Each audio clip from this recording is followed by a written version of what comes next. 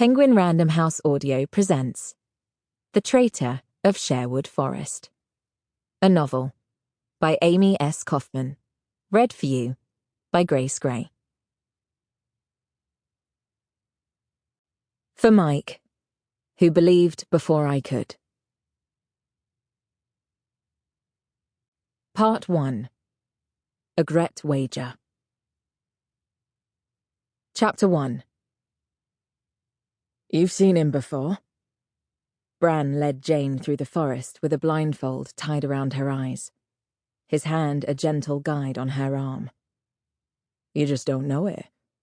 Fox-coloured hair, narrow eyes that change colour. He blends in, at the market, at worship. That's how he stays hidden. Jane smelled wood smoke close, from an old fire. Ale as well, stale on the wind, and some kind of herb. And Bran, whose horsey straw smell from the stables clung to him like a wet shirt. Don't you ever worry what will happen if you're caught with him? His chuckle echoed a foot above her head. Oh, I ain't seen with him.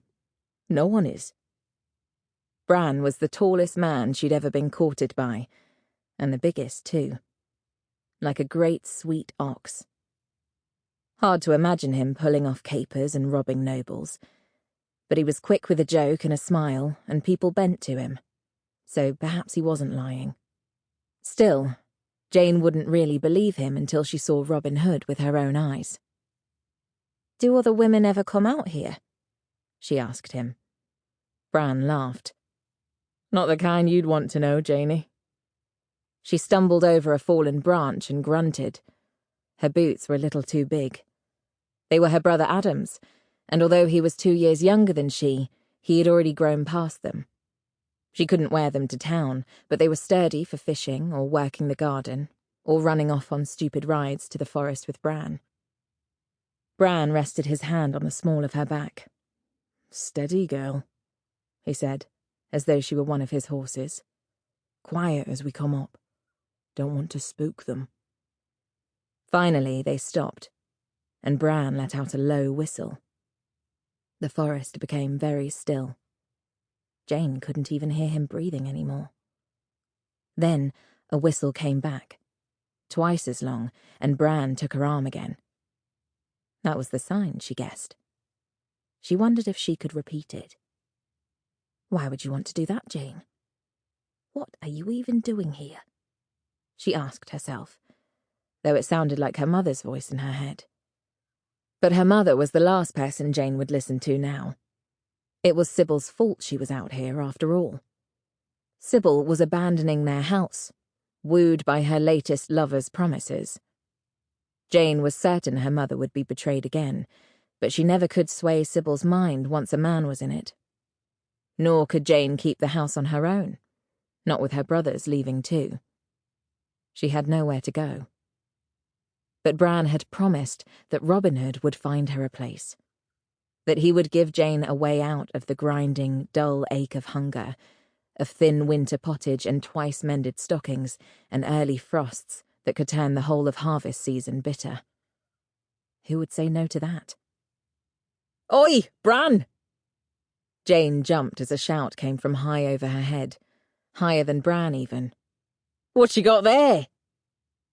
This is my girl, Jane. Jane stiffened. The voice sounded like it was coming from high up in the trees. Was that Robin? Did he live up there like a feral animal?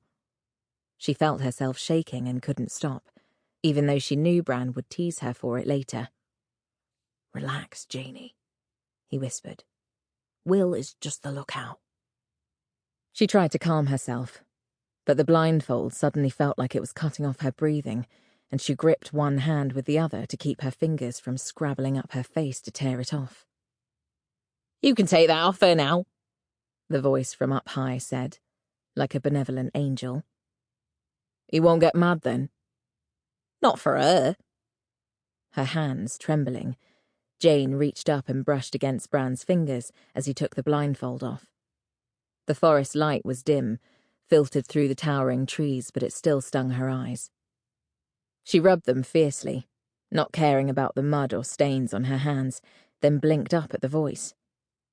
Will, skinny as a pikefish, stood atop a hunting stand in a great oak. A bow leaned against his leg, arrows scattered at his feet. "Well, good day, Jane."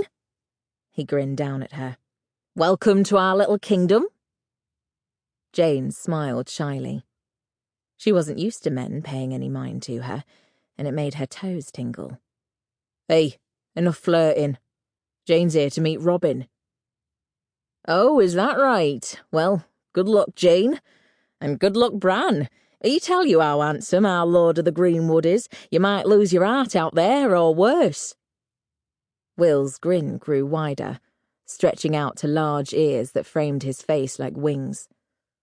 Jane didn't know how to respond, so she reached for Bran's hand instead, twining their fingers together. "That's right, Janie. You show him." Bran laughed. He always knew what to say. He led her along quietly, but not so quietly that it would seem like sneaking. When they got closer to the smell of stale smoke, Jane heard voices. One in particular, melodic and insistent. "Oi, he's going on again," Bran muttered. "Wait till he's done. He don't like interruptions." "Who, Robin?" Jane looked up at him, pushing her hair out of her eyes. But Will had climbed down from his post to join them, so Bran shook his head and swallowed whatever he had meant to say. "And what's King Edward done to win your loyalty? Turn against his own father? Ride off to the Holy Land, only to be scared home by a single dagger? God's bones, it took the man 2 years to claim his crown. Do you think he cares for you? Do you think he cares for England? We can't even feed our own. Why should your coin go to swords and blood in other realms?" Robin came into view right as he was gesturing grandly, his eyes bright with fire, sitting with one leg up on a log as though it were a woodland throne. He had fox-coloured hair, just as Bran had said, and his eyes flashed as green as new growth in the forest. Jane watched as Will went to his side, as if drawn by his words, a cup of ale in his hand. "'Tis the French!" someone shouted. "Get them off the throne and we'll go back to the old ways." "'Tis not the French, Mooch. French, Welsh, Scottish or Castilian like the fool-headed Queen. 'Tis all the rich. They'll steal the coin from your purse as sure as we will, but make up pretty lies about the cause. And where does your coin go? Not to fill John's cookpot?" He nodded at the hulking gold-bearded man who shadowed him. "Nor to feed your sisters, nor to fatten your sheep. It goes to castles far from here and pretty baubles, and it pays the men who fight their foolish wars." It was hard not to be stirred by Robin's speech, and a fiery current ran through the men, even as their ale turned flat and stale. Jane knew what angry men deep in their drink could do, especially to women. She had learned that lesson in her own home, first from her father, and then her eldest brother Peter, after their father left and he thought to become man of the house. Jane fought the urge to shrink behind the shelter of Bran's body, or to run right back into the woods. Bran must have sensed her fear, for he cleared his throat a little too loudly. Robin's eyes faded to Hazelwood. His mouth twitched, and he glanced at Bran, then down at Jane. "Ah, I see we have a guest." Jane watched the men's shoulders drop, their faces lighten as they turned to look at her. "We taking the toll, master?" asked the one called Mooch, his face shadowed with sparse black hair. "Women don't pay the toll," Bran answered, "as you'd know if you ever had one." The men laughed, and Jane felt the tension fly up into the wind, whirled up with the leaves. Bran could just do that. "Brave girl, to ride all the way out here?" Robin's stare was a challenge. "This is Jane," Bran said. "The one I told you about." "All right, Jane." Robin stood, balancing on his log playfully. Sample complete. Ready to continue?